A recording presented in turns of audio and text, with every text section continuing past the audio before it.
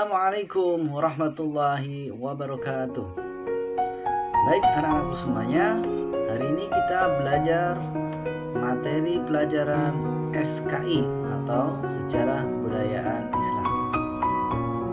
Untuk bab pertama yang akan kita pelajari tentang upaya Nabi Muhammad SAW dalam membina masyarakat Madinah. Kalian tahu kota Madinah sebelum Nabi hijrah bernama Yasrib ya. Jadi setelah Nabi hijrah datang ke kota Madinah, maka dirubahlah Yasrib menjadi Madinah. Dulu di sana ada dua golongan. Golongan Arab yang terdiri dari suku Aus dan Khazraj, dan juga dari golongan Yahudi yang terdiri dari Bani Nazir, Bani Quraisyah, dan Bani Quraisyah. Mereka hidup bersama-sama rukun setelah adanya Nabi Muhammad hijrah ke kota Madinah. Sehingga apa saja sih hal-hal yang dilakukan oleh Nabi Muhammad sehingga bisa membentuk masyarakat Madinah yang baik? Apa saja? Nah, itu yang akan kita pelajari di sini. Nah, sekarang upaya apa saja yang Rasulullah lakukan untuk membina masyarakat Madinah itu dibagi menjadi 4 ya. Yang pertama bidang agama, yang kedua bidang sosial, yang ketiga bidang ekonomi, dan yang keempat bidang pertahanan. 4 bidang ini yang Rasulullah lakukan untuk membina masyarakat Madinah menjadi lebih baik. Pertama, bidang agama kita akan belajar bersama-sama ya. Nah, di situ di bidang agama Nabi Muhammad membuat atau membangun masjid. Nah, masjid juga digunakan sebagai tempat untuk bermusyawarah atau rapat, kumpul ya. Seluruh kaum muslimin yang ada di Madinah kumpul di masjid. Nah, itu bidang yang pertama. Bidang apa? Agama. Oke, sekarang yang kedua, bidang sosial. Upaya Nabi Muhammad dalam membangun masyarakat Madinah di bidang sosial, yang pertama yaitu melakukan pernikahan antara kaum Muhajirin dan kaum Ansor.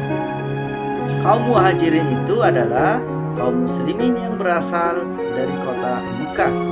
Sedangkan kaum Ansor, mereka kaum muslimin yang berasal dari kota Madinah. Ini kan latar belakang berbeda ya dari kota Mekah dan Madinah. Disatukan oleh Rasulullah melalui pernikahan. Selanjutnya, Rasulullah berdakwah menyebarkan agama Islam yang dihadiri oleh kaum Ansor dan Muhajirin dalam satu tempat. Selanjutnya, Rasulullah juga tidak membeda-bedakan status dari kaum muslimin Muhajirin maupun Ansor. Mereka sama.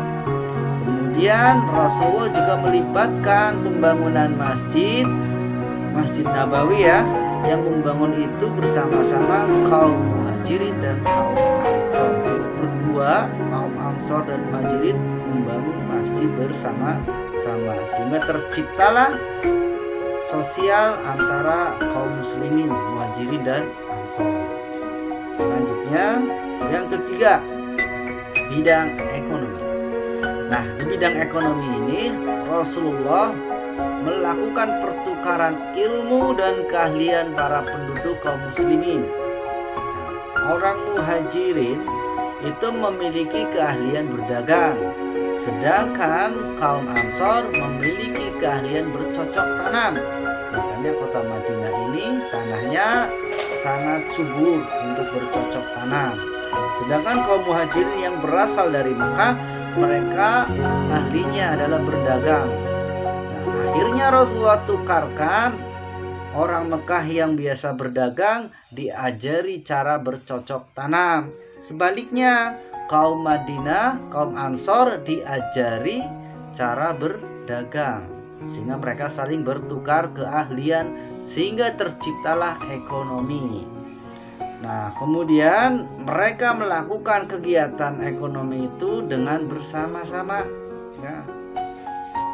Sehingga terciptalah ekonomi yang maju di masyarakat Madinah yang dulunya hanya bisa bercocok tanam, tidak tahu cara menjualnya kemana. Ketika datang masyarakat muhajirin, maka mereka diajari cara menjualnya dengan berdagang. Nah, selanjutnya yang terakhir ya, upaya Nabi dalam membina masyarakat Madinah adalah melalui bidang pertahanan. Ini yang terakhir ya, bidang pertahanan. Apa saja yang Rasulullah lakukan? Yang pertama, Nabi Muhammad membentuk pasukan khusus. Nah, pasukan khususnya ini Rasulullah bentuk untuk mempertahankan kota Madinah dari serangan musuh. Nah, setiap negara itu kan harus memiliki pertahanan ya, ada pasukan perangnya yang selalu siap ketika ada ancaman-ancaman dari luar. Nah, ini Rasul pintar ya. Jadi orang-orang Madinah diajari cara berperang oleh Rasulullah.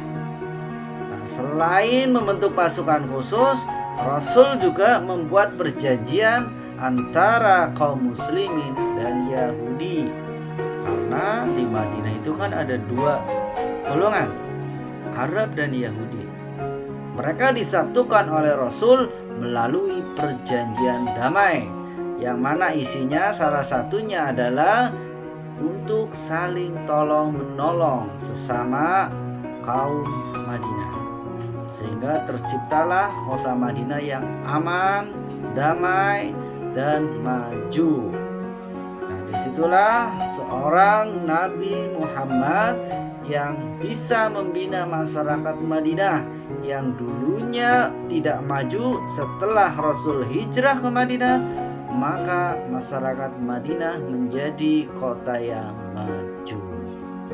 Nah, ini sekian untuk materi pada hari ini tentang upaya Nabi Muhammad dalam membina masyarakat Madinah. Ada berapa yuk? Ada 4 ya.